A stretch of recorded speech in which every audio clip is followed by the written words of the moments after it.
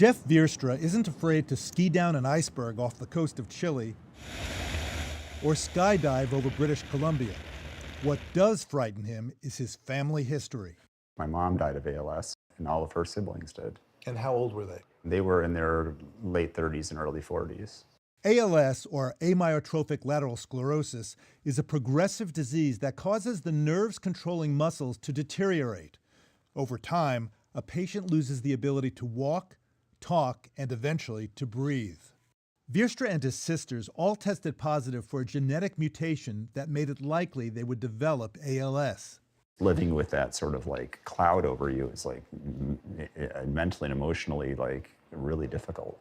Both his sisters developed symptoms. They took part in a clinical trial at Columbia University for an experimental treatment targeting the mutated gene. Neil Schneider, the doctor leading the trial, also examined Vierstra. We did electrical testing and EMG, and there were abnormalities on the EMG. We thought this meant that this was an early sign of disease onset and that he was at risk for developing full-blown disease. Dr. Schneider offered Vierstra the same experimental treatment given to his sisters in what would become the first known attempt to prevent ALS. I jumped at the opportunity to do that. You're thinking, let's be proactive. Yes. Every few months for the past 3 years, Vierstra has been receiving infusions in his spine that target and disable the mutated gene.